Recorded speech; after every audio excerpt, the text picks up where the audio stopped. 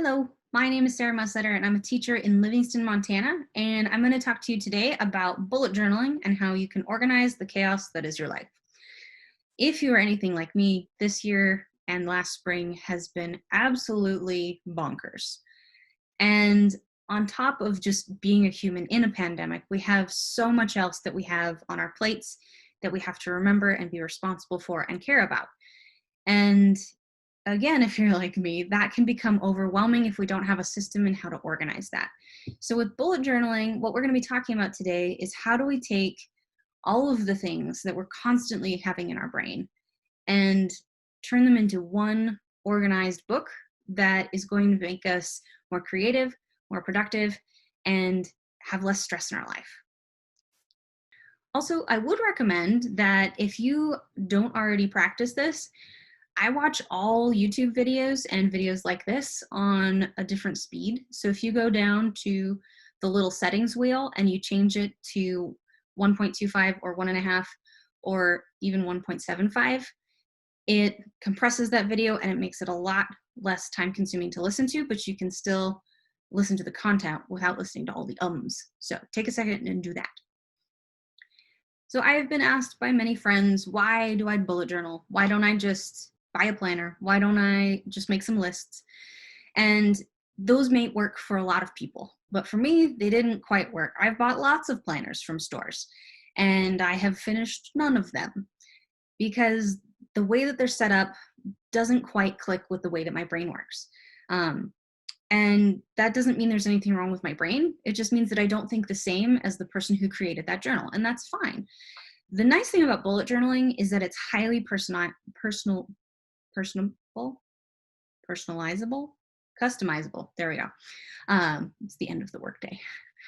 So bullet journals are highly customizable, and you're able to create exactly what you need and then change it the very next month. So I might need a lot more behavior tracking during the beginning of the school year and lists of who's in my class, what class they're in, engagement, things like that, than I do at the very end, where I'm worrying more about their final products and what they're going to be doing for their projects, who's gone during the spring sports season, things like that. And I can have all of that within one book. Another reason why I bullet journal is that it's budget friendly. So the same journal, because there's personalized and customized journal planners out there that you can order off the internet, and they're beautiful and they're great. They're expensive, and I'm a cheapo, so that's not going to work for me. Really, all you need is a journal and a pen. You don't need all the fancy stuff. You don't need to make it look crazy if you don't want to. You just need a pen and a book. So it's very cost effective. The other reason that I'm loving it is because it makes me take time to be creative. And as an art teacher, I think that it's very important that we not only teach our craft, but we practice our craft. So whether that's drawing or painting or printmaking or photography, use what you fell in love with to become an art teacher, and continue to do that. It makes us better teachers.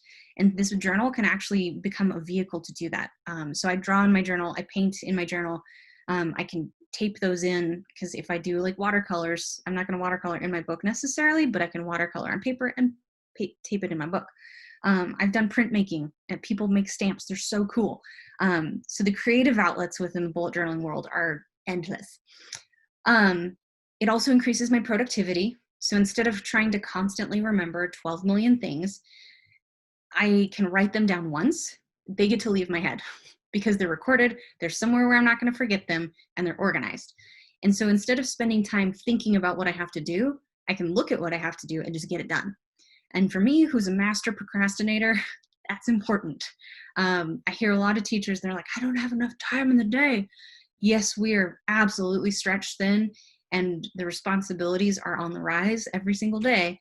But if you can cut out the time that you're wondering what you have to do by just looking at a list, you're going to get so much more done, and you're going to be able to leave at the end of the day and leave some stuff at work, which is a very important thing for your mental health. Another reason that I love it is because of that mental health piece. So when we're constantly trying to remember things and we're forgetting things, it's spiking our amygdala. It's making that part of our brain that's sending stress signals and cortisol which have effects on our mood, on our weight, on a lot of different things, all from not remembering something. And it spikes that anxiety. So the idea behind bullet journaling is not that it's a one-stop shop fix for your mental health, but it definitely positively influences it. I've seen an effect in myself. I was highly stressed out. I lean in and out of depression depending on what's going on in my life. And it gets worse when I am stressed out because I'm forgetting things. I hate feeling stupid. And when I forget things, that makes me feel dumb. And so my self-esteem starts going down. And so by starting to journal a few years ago, I was able to see an increase in how I viewed myself. So I was proud of my journal. I wanted to show it to people. But also I was able to remember things and seem more articulate to my peers. Being a young teacher at that point, it was very important to me that I knew what I was talking about. And when you're scrambling always to get things done, you don't seem like you know what you're talking about. So that has definitely helped my mental health in the long run.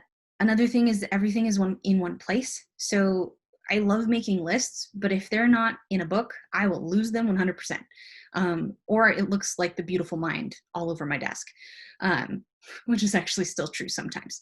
So lists are great, but if you can have them organized, that's even better. And so that's part of what bullet journaling can do for you.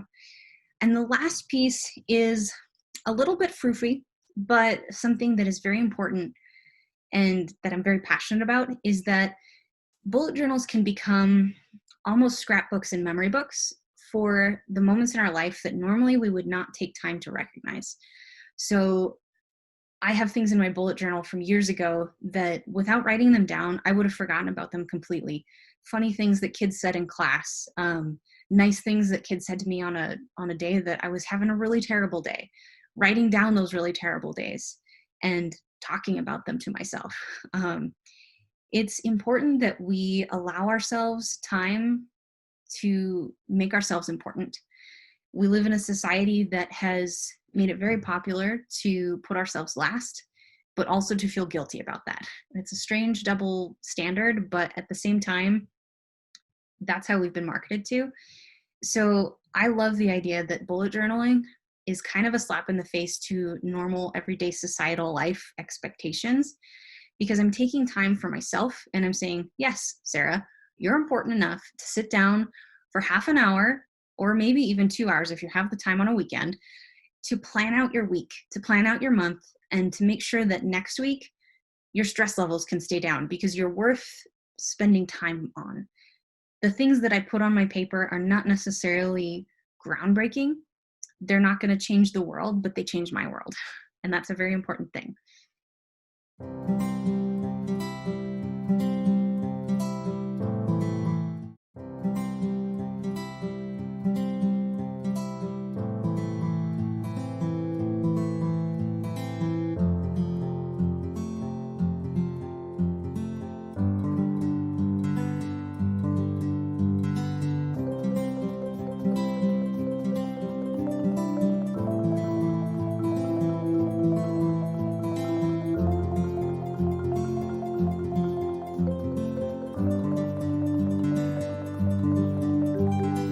So now we're going to take a dive into some of my old journals. I'm going to show you some examples of pages that worked for me at the time. Now they wouldn't work for me as much.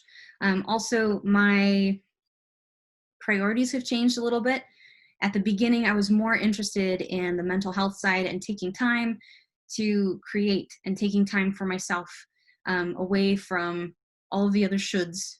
Don't should yourself.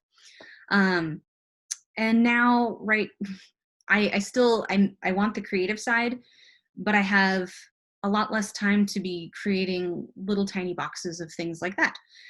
So I have mixed a style that used to work for me and a more triage style of bullet journaling for this year.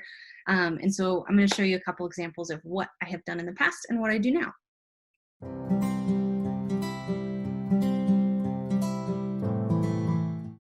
So one of the first places I like to start when it's either the beginning of a new journal or the beginning of a month is something called a brain dump. And the idea behind a brain dump is kind of just like what it sounds, is that we're taking everything that is rolling around in our brain, begging for attention, and we're putting it on one piece of paper and trying to get it out of our head. All that time that we spend trying to remember specific things and it's just constantly rolling around. This is a way to combat that. So I might have like school meetings. Oops. Drop off and pick up.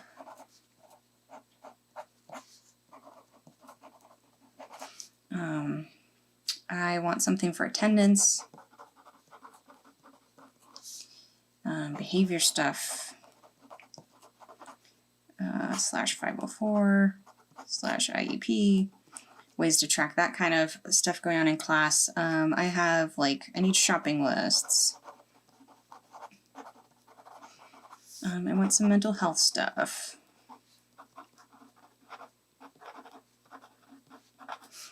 Goal tracking. Oops, that's supposed to say goal. If you're making your own list, these are going to be more specific things. Since you don't need to know everything about my life because it's not really that exciting and it's not relevant to you, I'm just doing kind of generalized observations. You might need something for a schedule, phone numbers, or budget codes. Things that we always forget but always tend to need. We probably shouldn't do a password sheet, but I've seen people do password sheets in theirs. Really just thinking about all of the things that you tend to forget but you need to know. That's what's going to go in my brain dump, just trying to get it out of my head. So this is a cheat sheet that I printed off from Diary of a Journal Planner. I've already used the sheet, so I'm going to remove it, but we're still going to use it, and I will have it linked in our resource page. So thinking about, now that we have our brain dump done, all of the things we should be remembering, how am I going to start to organize that? So something called an index page can be helpful. This stores all of your info by page number. So if we look in one of these old journals, the index has a key, which we can talk about, but also it has this index. So I know that if I wanted to look specifically for ideas or the meeting on work-based learning, it would be on page 126, and I can quickly flip to that page. The other thing that we can think about is whether or not we want to use a key. I find it helpful, and you develop your own as you go, which is the nice thing. But thinking about what are some tasks, how are we going to represent a task? So I usually use a little square. If it's an event or an appointment, I've transitioned to just using a circle because I don't need to know 9 million different pictographs. Notes are usually just little hash marks or dots. You can have due dates, important things to remember, reminders on a specific thing to do. If something fun happens or if you have an idea, you can make a little heart or a light bulb. The big one that I use still is mainly these completed and migrated tasks, as well as those tasks that are canceled. So when I've completed something, I simply check it off in my book, whether it's an event or a task or an appointment. If I'm migrating it, so I don't get it done that week, but I need to move it to the next week, I mark a little arrow so that I remember that I need to move it. And if it's been canceled or it never happened, I just exit out. That helps me remember if I need to reschedule a meeting, things like that. And then the quotes and questions, I don't really use that much. I've created my own system that works for me a little bit better. So a key can be totally customizable. Another helpful sheet that we are going to look at is the future log. And so this is something that I put in every one of my journals. So many times we have conversations where it's like, hey, in April, don't forget, we have this one conference coming up. I will forget unless I put it somewhere. So I can flip to April and I can write in that I've got a conference or I've got a meeting that I need to get to. And that way I don't have to try to remember it all the way until April. It's already in my book and it's done. So the future log has been very helpful to me in teaching and just in personal life. Another thing that can be helpful is goal and habit trackers. So if you are trying to get better at specific things, for me this year, this was like 2017, I was really wanting to work on a couple specific fitness goals. These little trackers, they kind of give you that accountability.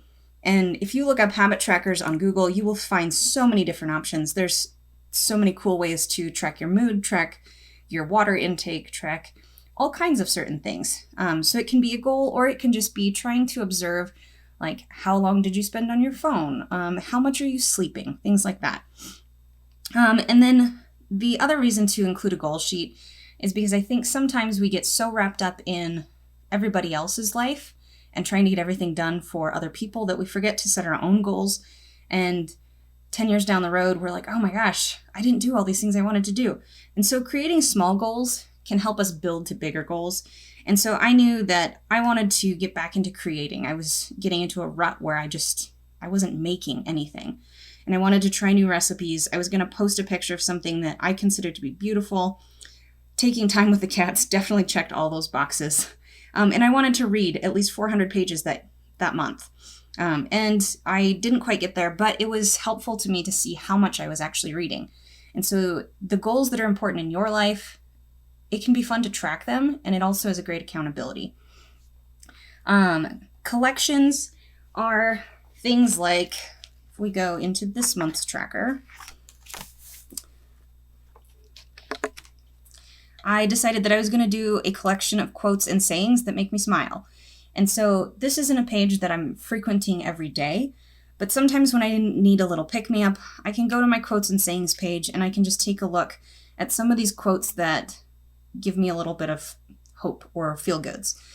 People will do collections on the types of gifts they got for Christmas, so you can remember who to send thank you notes to. And it's kind of a cool way to track, like, when you got that special gift.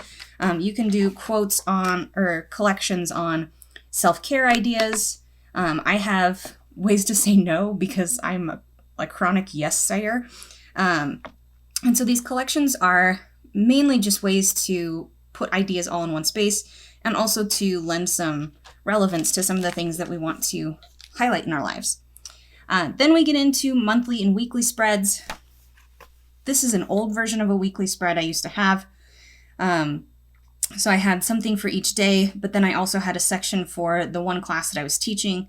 At this point, I was only teaching one class a couple times a day, and I was in the library the rest of the time, being an assistant librarian. But I needed something to track. And then I have a little, like, reflections area. Right now that I'm teaching 6 classes a day, that's not cutting it. And so I have adapted to a new system. And this is a little bit crazy. But at the same time, it's helpful this year. So this year, instead of making all the tiny little boxes, I've just used washi tape. And washi tape is a great tool. It comes in tiny little rolls, big rolls, and it's a paper-based tape, so you get a lot of really fun designs on them. So for October, I have little stars and moons. But I've just taken my washi tape and divided my page out. I also moved to a different, bigger book. You can see the size difference. This is an A5, this is a B5, and it definitely has given me a lot more space that I need to just write all my stuff in. This year with A/B scheduling, as well as online work, I've decided to just use sticky notes. Again, it's all about speed this year and making sure I have time to do stuff.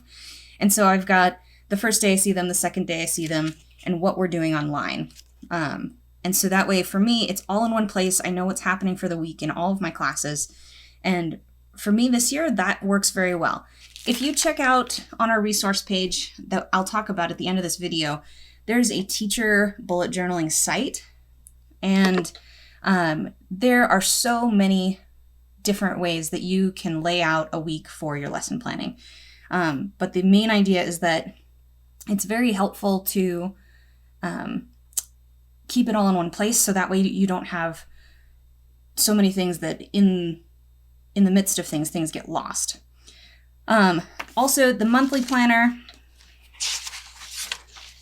again, we'll go to this year.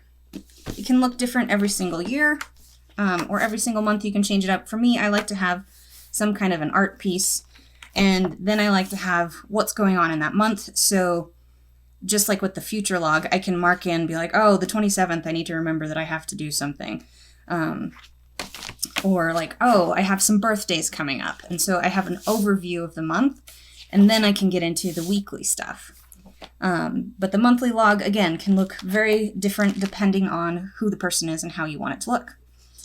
Another new spread for me this year that I'm really liking, and it's really helping me out, is an engagement tracker that I'm using for my classes. And so on this side, you can see that I've got the name of the class, and then below that, we've got names of all the kids who are in that class. I've got my A schedule kids, my B schedule kids, and my offsite kids. And then on those days that they are in class, I'm taking some time after each class, and I have these little dot markers that make it super fast to make it pretty, but still not overwhelming, because you have like a minute after class ends, right? To take a look and say, were they on task? Were they kind of on task? Or did they forget their piece of artwork? Were they out of school suspended? Were they like kind of on task or not on task at all? And so it's been really helpful for me to kind of keep a bead on how kids are doing, especially since I'm not seeing them every day. The other nice thing is that I've gone through and I've done a list of all of the days that we're in school, so our school weeks basically. And normally if I was doing this on a spreadsheet, I might have to have either a really long spreadsheet or multiple pages. I can do the same thing in my journal. So for example here, we're going to do a quick swap there. I've got more classes now, so the rest of my classes throughout the day, the dates stay the same. So this is a style called the Dutch door in bullet journaling. We're going to do another quick switch. And once again, you're able to keep the same format, but I don't have to create 12 different versions of this tracker with this Dutch door idea. So that can be another helpful way to do attendance, though you probably have attendance trackers, but maybe behavior, maybe engagement, maybe whether or not they're turning in assignments if you're fully virtual, things like that. But trackers can be quite helpful.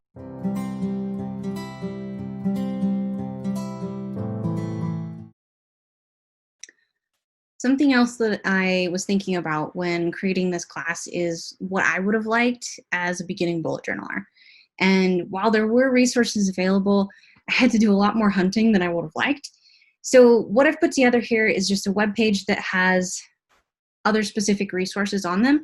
So if we take a look here, I have pages from Passion Planner that you can actually print out. You could just tape them into a journal and see if you use those pages while you're figuring out if you want to buy a bullet journal. Or if this is kind of the method you like, you can buy a really cool looking binder, print out your pages, and call it good. The actual bullet journal site, so this is where Rylan talks about kind of his ideas behind it. You can buy the book, you can talk about the blog, you can look at examples. The Mighty YouTube has tons and tons of tutorials, so I linked a playlist that has a lot of great kind of how-to videos and getting started and what a lot of our lingo means. So it's like this video, but more. So like 102. Then there's like a whole section on minimalistic journaling. So if the idea of making all of these fancy spreads kind of freaks you out a little bit, take a look at this, because it's going to be, I think, more your speed. So you're still organizing your ideas, you're getting everything out on paper, and you're using that bullet journaling methodology, but you're not having to do necessarily as much decorating and the fancy stuff, if you will. If you're really wanting to take it to that level, there are pre-made journals. So there's companies that have bullet journalers hired, and they've created, it's kind of a mixed world between the journals you would normally buy or the planners you'd normally buy at like Barnes & Noble, and having to make your own bullet journal. So somebody who already does bullet journaling has made these, and so they're pre-made, pre-printed, that you can then decorate, you can do the fun stuff, but without having to do all the layout. And then this is something that I thought was kind of fun, but I made you guys an Amazon shopping cart. So obviously, if you want to buy this stuff local, please do support your local businesses, especially during this pandemic time. But this is at least an idea list that things to look for, things that have been helpful to me, but also that I've picked up from other bullet journalers around the globe as things that have been helpful for them. And it's just fun to go shopping for art supplies. Diary of a Journal Planner is the site where we got our cheat sheet for getting started. They have so many resources. Definitely take some time and just like power through some of their videos and tutorials. It's a great site. And same thing with this getting started resources page. If you have questions that I have not answered, or you're wondering how to start or how to do a specific thing, check out these two sites because I know they have it on there. And while I only have a little bit of time, they've got hours and hours to give you as far as helping you along your journey. If you are somebody who is tied to their tablet and you really enjoy the digital world, there's a virtual planner through Xenia. It's really cool.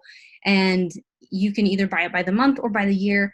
And it's an expensive app, but not like more expensive than it would be to just buy a planner with all the stickers and washi tape.